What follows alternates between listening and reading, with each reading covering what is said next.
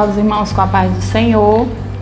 Estamos aqui para mais uma lição bíblica, a lição 6, de 10 de maio de 2020. O título da lição é A Condição dos Gentios sem Deus. O textual: portanto, lembrai-vos de que vós, noutro tempo, eres gentios na carne e chamados incircuncisão pelos que na carne se chama circuncisão, feita pelas mãos ou pela mão dos homens. Efésios 2:11. A verdade prática diz assim: outrora sem Deus, por meio de Cristo, os gentios tornaram-se descendência de Abraão e herdeiros das promessas. Então, um tema muito forte, a condição dos gentios sem Deus. Nós vamos entender hoje que condição era essa dos gentios sem Deus, ou que condição é essa. A introdução diz assim: na presente lição veremos que o autor de Efésios lembra aos gentios de que antes da regeneração eles eram incircuncisos e haviam experimentado 5 formas de privação. Ele cita apenas nesse versículo as 5 formas de privação. A1, estavam sem Cristo. A2, separados de Israel. 3, alienados quanto à promessa. 4, sem esperança. E 5, sem Deus no mundo. Logo, estudaremos cada um desses aspectos. Então, vamos para o primeiro ponto, chamados incircuncisão. Na era antes de Cristo, além de mortos espiritualmente, os gentios eram desprezados pelos judeus e identificados como incircuncisos. Para nós, os crentes, essa palavra incircunciso é algo bem comum, relativamente comum pela leitura bíblica. Nós vemos vários homens de Deus citando essa palavra incircunciso. Por exemplo, Davi, no primeiro livro de Samuel, capítulo 17, versículo 16, quando ele vê o gigante filisteu afrontando Israel, Davi diz aquela frase que a gente acha linda pregar a respeito: quem é, pois, este incircunciso filisteu para afrontar os exércitos do Deus vivo? Então, Davi, ali jovem, já era um homem de muita coragem. O exército de Israel todo recuado, temendo aquele gigante filisteu, e Davi responde com essa frase, chama o filisteu de incircunciso, porque realmente ele era. Saul também, 1 Samuel 31:4, a escritura diz que ali na guerra com os filisteus, ele pede para o seu moço arrancar a espada e atravessar ele, Saul. Aí ele disse: para que porventura estes incircuncisos me não atravessem e escarneçam de mim. Quer dizer, Saul, ele preferia que o seu moço o atravessasse com a sua espada. Ele morreria de qualquer forma, a morte dele não seria diferente, mas para ele era melhor o moço dele, que era israelita, do que o filisteu, que era um incircunciso. Porém, a escritura diz que o moço temeu, não atravessou com a espada, e ele próprio se jogou sobre a espada para não ser morto pelos incircuncisos filisteus. Estevão, em Atos, já no Novo Testamento, no capítulo 7, versículo 51, momentos antes de ser apedrejado, Estevão fala as escrituras. Ali ele diz para os judeus: homens de dura cerviz, incircuncisos de coração e ouvido, vós sempre resistis ao Espírito Santo, assim vós como os vossos pais. Aqui ele fala na incircuncisão de coração e ouvido, certo? Então, essa palavra incircunciso é algo bem comum no nosso meio. Então, na era antes de Cristo, além de mortos espiritualmente, os gentios eram desprezados pelos judeus e identificados como incircuncisos. Está no capítulo 2 e versículo 11 de Efésios, que é a nossa leitura bíblica em classe. Primeiro item diz assim: o conceito de circuncisão. O que é isso, circuncisão? É algo comum, mas nós vamos estudar novamente.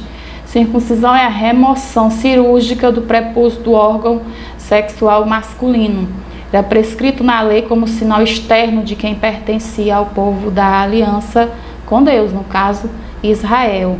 Isso está em Gênesis capítulo 17, versículo 10 e 11, quando Deus institui ali a circuncisão através de Abraão. Na verdade, a circuncisão não é um preceito meramente de lei. Quando ele é colocado, ratificado na lei, lá atrás com Abraão, Deus já havia dado todos os direcionamentos a Abraão. A criança deveria ser circuncidada, o menino deveria ser circuncidado aos 8 dias de nascido.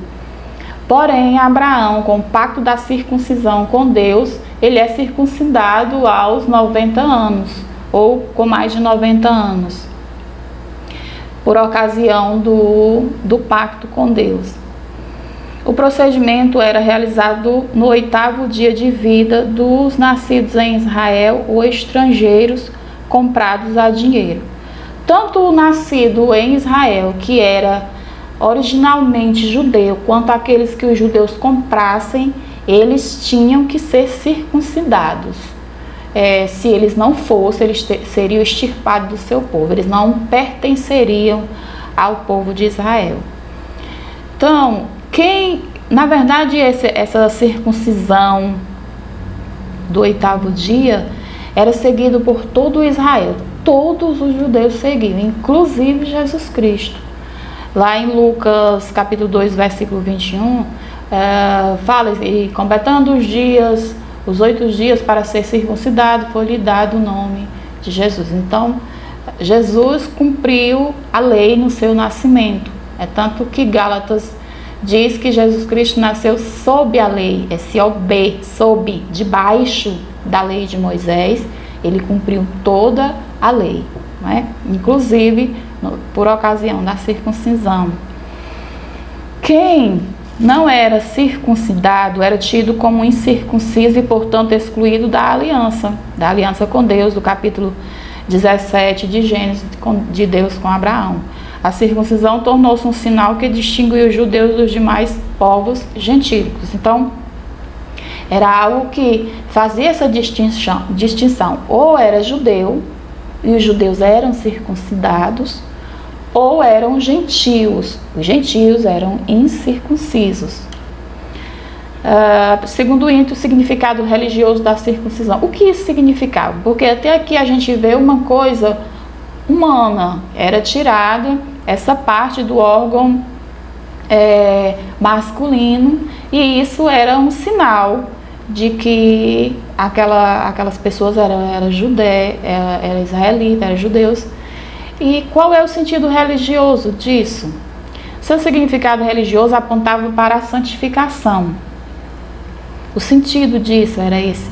Como a corrupção e as práticas idólatras estavam fortemente relacionadas com a sexualidade depravada, a circuncisão simbolizava a aliança da purificação requerida ao povo escolhido. Eu andei o capítulo 14 de 1 Reis, versículo 24, uma passagem que fala sobre isso, diz assim: havia também rapazes escandalosos na terra, faziam conforme todas as abominações das nações que o Senhor tinha expulsado diante dos filhos de Israel. Aqui a Escritura fala sobre as abominações dos incircuncisos, das nações gentílicas, daquelas que Deus tinha lançado fora para que Israel se estabelecesse naquela terra. E nessa época, na época do rei Roboão, estava acontecendo coisas semelhantes, ou seja, os judeus, esses rapazes escandalosos de que a Escritura fala, eram judeus praticando aquilo que os gentios faziam, se igualando nas práticas pecaminosas das nações gentílicas, certo? E aí o autor coloca aqui justamente sobre isso, e que essa circuncisão, ela, em tempos de sexualidade depravada, simbolizava a aliança da purificação esperada pelo povo de Deus, requerida ao povo escolhido. Era algo tão sério que os judeus recusavam-se até mesmo a comer com os incircuncisos. Então, os judeus, eles tinham esse zelo zelo muitas vezes até exagerado, e eles não queriam sequer se assentar para estarem entre os que não eram circuncidados. O autor coloca essa referência de Atos 11 e 3, quando eles questionaram Pedro. Ele diz assim: entraste em casa de varões incircuncisos e comeste com eles.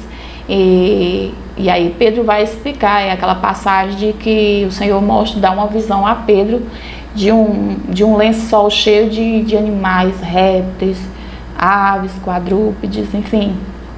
E a voz dizia: levanta-te, Pedro, mata e come. Aí Pedro responde: de modo algum, Senhor, nunca comi coisa comum ou imunda.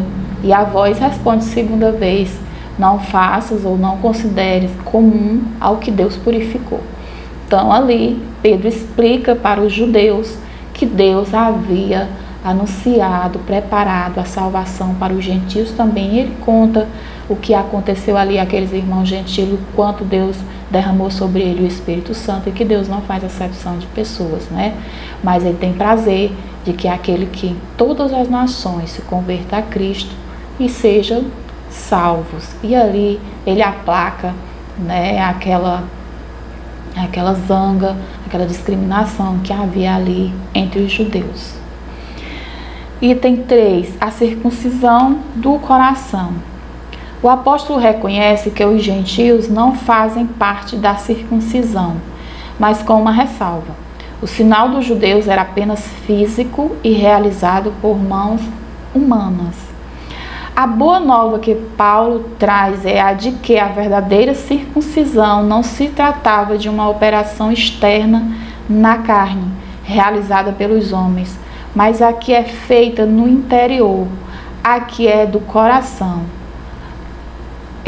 cujo louvor não provém dos homens, mas de Deus. Isso está em Romanos capítulo 2, versículo 29. Assim, em Cristo, o sinal de quem pertence a Deus não é a circuncisão, nem a incircuncisão, mas sim o ser uma nova criatura. Gálatas 6:15 diz assim: porque em Cristo Jesus nem a circuncisão nem a incircuncisão tem virtude alguma, mas sim o ser uma nova criatura. Então aqui Paulo vai reconhecer, vai dizer, explicar que a circuncisão, tão considerada pelos judeus, era só algo externo, só algo físico. Porém, essa circuncisão e a incircuncisão não tem virtude, nem uma coisa, nem a outra. O que é que vai ter virtude? O ser uma nova criatura. Se a pessoa é uma nova criatura, então ela pertence ao povo de Deus, ok? Então essa marca da circuncisão não é mais a marca que distingue o povo de Deus. O que distingue o povo de Deus agora é ser uma nova criatura, é estar em Cristo. Vamos para o item 4 do primeiro ponto, a circuncisão na nova aliança. O assunto da circuncisão gerou discussões acaloradas entre judeus e gentios. Em Antioquia, a questão ganhou muita dimensão, provocou intensos debates e culminou na convocação do primeiro concílio da igreja em Jerusalém. Está em Atos 15, a chamada Assembleia de Jerusalém. Foi ocasionada justamente por causa dessa questão que os judeus queriam impor as suas leis, as suas regras, inclusive a circuncisão aos gentios, e que os gentios teriam que se circuncidar, e isso foi discutido entre eles e precisou ser convocado o primeiro concílio, a primeira assembleia em Jerusalém. A deliberação dos apóstolos sobre o assunto depois desse concílio, sob a orientação do Espírito Santo, passou a enfatizar que na nova aliança a circuncisão somos nós, que servimos a Deus no Espírito e nos gloriamos em Jesus Cristo e não confiamos na carne. Então essa foi a decisão do concílio, de não impor aos gentios as regras judaicas, a lei ou partes da lei de Moisés, onde está também a circuncisão ali. E Paulo, depois da decisão, a igreja envia Paulo aos irmãos a a dar decisão, a comunicar a decisão da igreja de Jerusalém, todo o seu direcionamento para os irmãos que eram considerados pelos judeus gentios, mas que agora, na verdade, eram novas criaturas e faziam parte da igreja do Senhor. Porque a igreja do Senhor, na igreja do Senhor não há gentios e não há judeus. Na verdade, são os salvos em Cristo Jesus. Segundo ponto, estranhos ao concerto da promessa. Nessa parte, o apóstolo Paulo aponta a situação dos gentios, naquele tempo estáveis sem Cristo, separados da comunidade de Israel e estranhos aos concertos da promessa. Uma vida sem Cristo.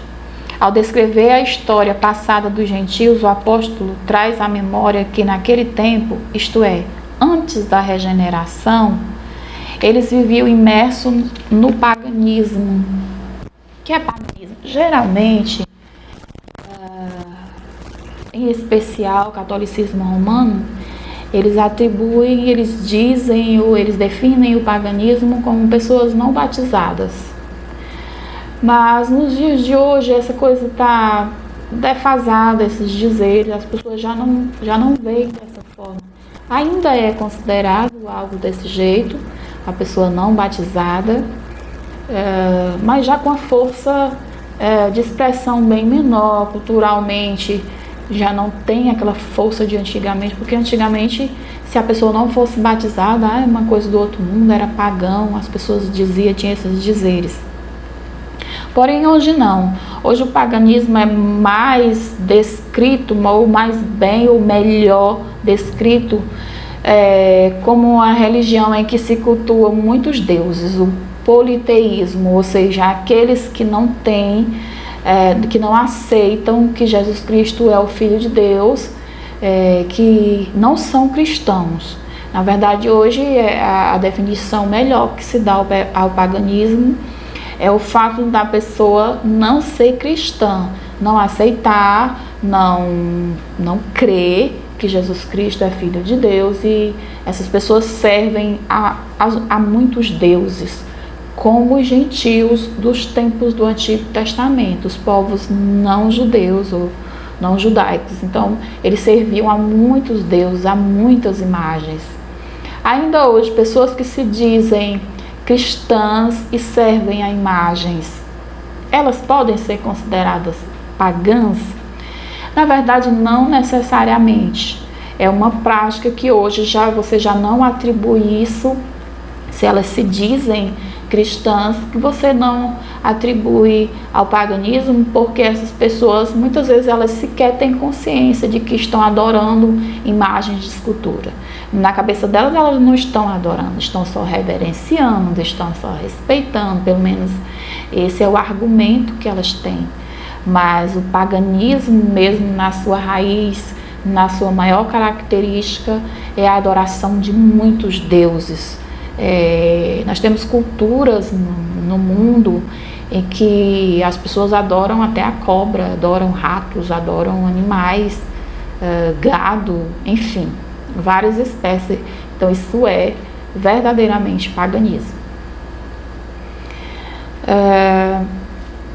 Retomando aqui, isto é, antes da regeneração, eles viviam imersos no paganismo e, portanto, sem Cristo. Isso indica que a religiosidade dos gentios era incapaz de inseri-los na promessa messiânica de salvação. João 4:22, essa referência diz: vós adorais o que não sabeis, nós adoramos o que sabemos, porque a salvação vem dos judeus. Aqui é a conversa de Jesus Cristo com a mulher samaritana. Em seguida ele vai e diz: mas a hora vem, agora é, que os verdadeiros, em que não adorareis nem nesse monte, nem em Jerusalém, mas os verdadeiros adoradores adorarão o Pai em espírito e em verdade, porque o Pai procura os tais que assim o adorem. Também significa que eles desconheciam a Cristo como também eram indiferentes às promessas acerca dele e de sua obra. Segundo item, separados da comunidade de Israel. Ainda no versículo 12, o apóstolo salienta a desvantagem de os gentios não pertencerem à comunidade de Israel. eles estavam excluídos não só dos símbolos externos. No caso, o símbolo externo seria a circuncisão deles. Eles estavam excluídos disso, mas também não faziam parte do povo escolhido e, consequentemente, não podiam usufruir dos privilégios da aliança de Abraão. Olha o que Romanos diz no capítulo 9, versículo 4, que são israelitas, dos quais é a adoção de filhos, é a glória, e os concertos, e a lei, e o culto, e as promessas. Então era muita coisa boa só para o povo judeu. E os gentios estavam excluídos de tudo isso, ou pelo menos do conhecimento de tudo isso. A constatação cruel era de que Deus não havia se revelado aos gentios. Até aquele momento, realmente não havia se revelado, pois a chamada divina fora feita somente a Abraão e a sua descendência. Em Gênesis capítulo 17, quando Deus faz essa promessa a Abraão, que ele o abençoaria ele e nele todas as nações da terra, aquela promessa ali não era do conhecimento dos gentios. Todas essas promessas divinas ficaram permeando ali apenas no conhecimento dos judeus. Somente é o que o autor diz aqui. A constatação cruel era de que Deus não havia se revelado aos gentios. Nessa perspectiva, a lei e as promessas pertenciam somente aos judeus e, dessa forma, os gentios estavam fora do alcance das bênçãos prometidas a Abraão, a Isaque e a Jacó. Entretanto, o que os gentios precisavam saber era que, por meio de Cristo, eles também se tornariam descendência de Abraão. Por meio de Cristo. Na verdade, aqui tem duas vertentes. Como é que os gentios eles passaram a fazer parte ou serem participantes das promessas divinas? O Gálatas capítulo 3, versículo 29, o autor cita esses versículos que diz: se sois de Cristo, sois então descendência de Abraão e herdeiros conforme a promessa. Então, por meio de Jesus Cristo aqui, quem é de Cristo também é descendência de Abraão. E o mesmo capítulo 3 de Gálatas vai dizer que de sorte que os que são da fé são benditos com o crente Abraão. É interessante que os que são da fé, tem a vertente do lado de Cristo, se a pessoa é de Cristo, a descendência de Abraão, e essa da questão da fé de Abraão. Se a pessoa crente, ela é também da fé de Abraão. Isso por quê? Porque em Gálatas, no capítulo 3, esse versículo 9, antes do 9, o 8 diz assim: ora, tendo a Escritura previsto que Deus havia de justificar pela fé os gentios, quer dizer, quando Deus fala a Abraão, a Escritura ali já estava prevendo a bênção dos gentios. Essa bênção de Abraão, ela não alcançaria apenas os judeus, mas os gentios também. Porém, os gentios não tinham conhecimento das promessas. Então eles estavam sem Deus no mundo, sem esperança, eles não tinham esse conhecimento. Quando é que eles passariam a ter este conhecimento? Ou quando foi que nós passamos a ter esse conhecimento? Quando Jesus Cristo veio. Aí sim, todas essas promessas foram reveladas, o evangelho é pregado aos gentios. Paulo, por exemplo, foi apóstolo dos gentios, pregou aos judeus, mas em especial aos gentios também. Então, o evangelho chegou a nós passamos a conhecer as promessas de Deus. O versículo 8 diz assim: ora, tendo a Escritura previsto que Deus havia de justificar pela fé os gentios, anunciou primeiro o evangelho a Abraão, dizendo: todas as nações serão benditas em ti. Aí que vem o versículo 9 que eu li: de sorte que os que são da fé são benditos com o crente Abraão. Abraão creu nesta promessa e foi-lhe imputado por justiça.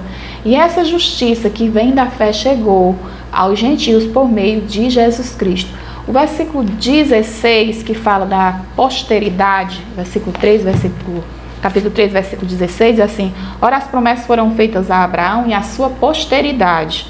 Não diz as posteridades, como falamos de muitas, mas como de uma só, e a tua posteridade, que é Cristo. Então, em Cristo, os gentios alcançaram a benevolência de Deus, aqueles que creem, de serem abençoados e serem descendência de Abraão pela fé mediante Jesus Cristo. Então, é uma esperança linda em que os gentios são inclusos nesse plano lindo da fé, da salvação prometida a Abraão. Versículo item 3, alienados aos pactos das promessas. Uma vez separados da comunidade de Israel, os gentios desconheciam totalmente os vários pactos que Deus estabelecera com os patriarcas israelitas. Esses pactos giravam em torno da grande promessa do advento do Messias. Esses pactos de Deus com os israelitas, todos culminavam em Jesus Cristo, de uma forma ou de outra. É como se Deus fosse se revelando através dos pactos. E cada vez que ele se revelava e fazia pacto com os judeus, ou sozinho, como no caso de Abraão, ou em grupo, como no caso do próprio Israel, da própria nação israelita, Deus ia se revelando a cada pacto e acrescentando as suas promessas e fazendo eles perceberem o plano de Deus, o plano que ele tinha para com a humanidade. E esses pactos, dentre eles, tem o pacto abraâmico no capítulo 12, versículo 1 e 3, que ali Deus promete Isaac a Abraão, e ali Deus faz a promessa de que todas as nações da terra serão benditas ou seriam benditas em Abraão. Isso é o pacto abraâmico. Tem o pacto mosaico. Esse pacto de Abraão é o pacto entre Deus e um homem só, no caso Abraão. O pacto mosaico é o pacto entre Deus e a nação de Israel. Quando Deus fala nesse pacto mosaico com Moisés, falando para Israel, ele está ratificando o que ele prometeu a Abraão e acrescentando ainda mais a todas as revelações que ele havia dito a Abraão. Ok? E após esse vem o pacto davídico, que também foi a Davi e a sua descendência. Esse pacto aqui era o reinado perpétuo, eterno de Davi, que também é relacionado ao pacto com Abraão das nações serem benditas através da fé. Pacto mosaico com Israel, em que Deus faz o seu concerto com a nação. E Davi, quando diz que Davi, o seu trono não teria fim, que aí o seu descendente real, ao final de toda a sua trajetória, dos seus filhos, quem se assentaria no seu trono seria Jesus Cristo. Então, os 3 pactos, todos têm a ver com o Messias prometido a Israel. Ok? Esses pactos eram reiterados da promessa messiânica. Os gentios não tinham noção deles. Eles não tinham noção, não tinham conhecimento, não tinham ideia disso, porque tudo isso foi revelado para os judeus. Agora, uma vez regenerados em Cristo, é revelada a grandeza do amor divino. De alienados da promessa por meio do sangue de Jesus, os gentios tornaram-se herdeiros da maravilhosa promessa. Gálatas capítulo 3, e o autor coloca o versículo 29, mas o 26, eu vou ler o 26, porque todos sois filhos de Deus pela fé em Cristo Jesus. Então, a promessa aqui é que os gentios tornaram-se herdeiros da maravilhosa promessa, ok? Eles não conheciam, mas por meio do Evangelho, nós já conhecemos as promessas de Deus, porque antigamente só existiam, e isso biblicamente também, só existiam 2 tipos de povos apenas: os gentios e os judeus. Ou Deus tratava com os judeus, e no caso da Escritura era com os judeus, ou com os gentios. Deus tratava geralmente por sentenças, porque os gentios não temiam a Deus. Porém, a Escritura diz que, vindo a plenitude dos tempos, Deus enviou o seu Filho, nascido de mulher, nascido sob a lei ou debaixo da lei, para resgatar ou para remir os que estavam debaixo da lei, no caso, os judeus. Então, Jesus, ele é mediador de uma nova aliança firmada em melhores promessas. A antiga aliança, que era a aliança com os judeus, e a nova aliança, a aliança com todos os homens, com todos aqueles que se convertem ao Evangelho. Agora, os judeus que se convertem ao Evangelho, gentios que se convertem ao Evangelho, eles formam aqui o terceiro povo, que é a Igreja de Deus. Então, agora, há gentios, há judeus e há a Igreja de Deus. E em Cristo Jesus, tudo isso cai por terra. Em Cristo Jesus, nós somos nova criatura e nós somos todos povo de Deus, aqueles que se aceitam a Jesus como Salvador. Terceiro ponto, sem esperança e sem Deus no mundo. Agora Paulo passa a descrever a situação dos gentios que viviam não tendo esperança e sem Deus no mundo. Desprovidos de esperança, a palavra esperança traz a ideia de confiança. Nas Escrituras, o seu principal uso está ligado à confiança nas promessas divinas.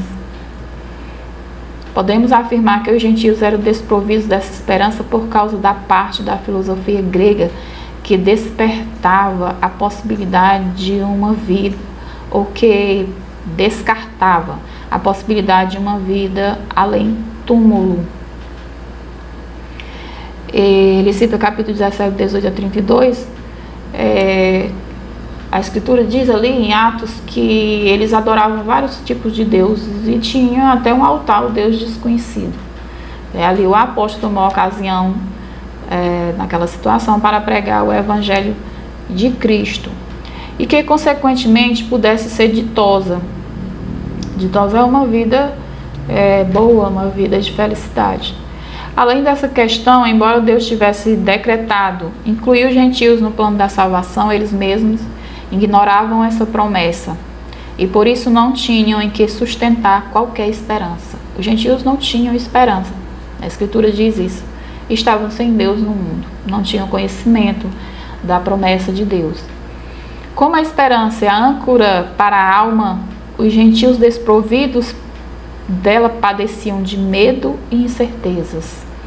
Por conseguinte, a falta de esperança e de paz revelava a ausência de Deus. Imagine o ser humano, ele geralmente, você considera, a história considera os seres humanos bárbaros, pessoas que não tinham o mínimo conhecimento de limites, de até onde ir, como os judeus tinham. Os judeus, eles tinham conhecimento da lei, Deus dizia que tinham que fazer, e eles, por mais que eles errassem, e eram corrigidos por Deus, porque Deus os amava, os ama até hoje, mas eles tinham conhecimento daquilo que era certo, daquilo que era errado, e eles, eventualmente, ou acontecia de desobedecerem a Deus.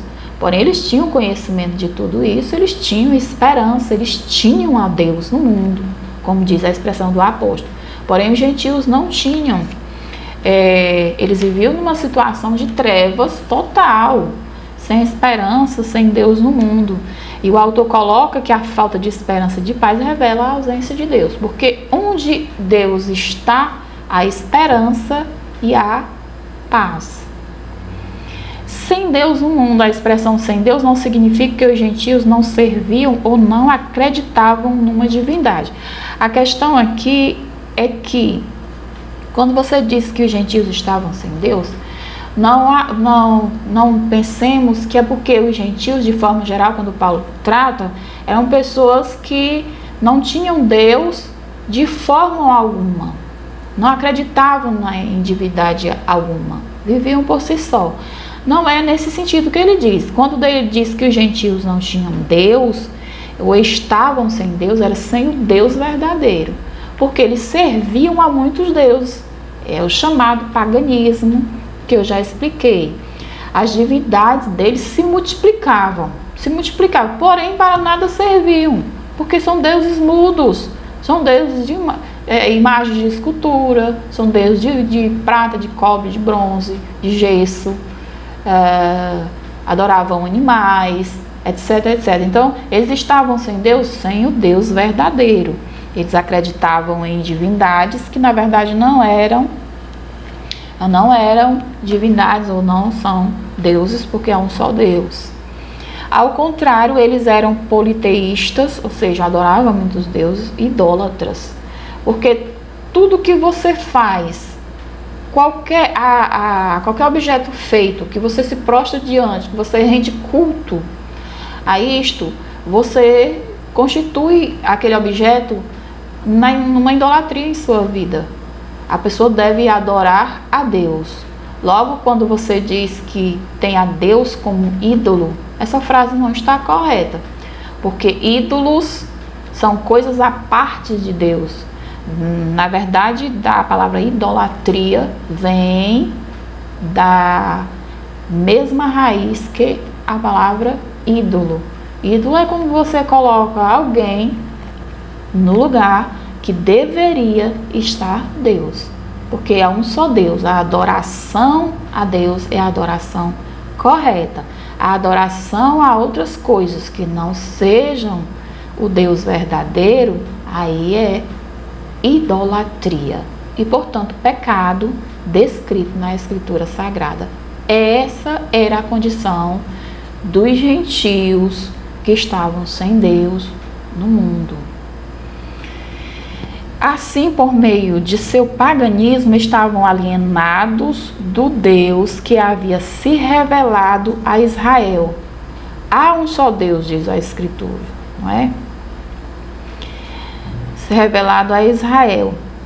Isso significa que dizer que suas vidas eram regidas pela falsa ideia de divindades pagãs, que as mantinham escravizadas em densas trevas espirituais. Olha, irmãos, nós temos que compreender uma coisa. O ser humano considera isso coisa simples. Você não quer seguir a Cristo, você segue a outros deuses, que isso é do ser humano mesmo. Não, isso não é do ser humano mesmo. Na verdade, as pessoas que adoram a outras coisas que não seja Deus, inclusive tem a questão do ocultismo, as religiões que fazem os seus deuses espirituais, que na verdade são demônios, e elas vivem nas trevas, elas vivem uma vida de ocultismo, tanto que não agrada a Deus, como estão destruindo a sua vida espiritual e perdendo o tempo de alcançar a vida eterna, de viver o Evangelho, de viver para o Senhor Deus, certo? Para o mundo pode até parecer normal, mas não é normal. O normal é o ser humano adorar a Deus. Essas divindades, então, trata-se de uma descrição de um quadro calamitoso. Entretanto, e felizmente, esse quadro foi alterado pela intervenção dos desígnios eternos do verdadeiro Deus. João capítulo 17, versículo 13, e a vida eterna é esta, que te conheçam a ti só, por único Deus verdadeiro, e a Jesus Cristo, a quem enviaste. Versículo lindo. Concluímos, no outro tempo, éramos incircuncisos e estávamos excluídos da aliança com Deus, separados de Cristo e de Israel, vivíamos alienados aos concertos da promessa, desesperados e longe de Deus. Um dia, porém, a magnitude do amor divino circuncidou os nossos corações. Agora nós temos a lei de Deus escrita no nosso coração, essa circuncisão espiritual feita. Aproximou-nos de Cristo e de Israel, incluiu-nos na promessa, na esperança da promessa, e revelou-nos a nós o único e verdadeiro Deus. Bendito seja o seu santo nome para sempre. Amém. Então, assim, nós encerramos a nossa lição Lição 6, a condição do gentio sem Deus que, se convertendo ao Evangelho, agora alcança todas as promessas, inclusive a da salvação em Cristo. Pai do Senhor a todos, Deus vos abençoe e guarde. Amém.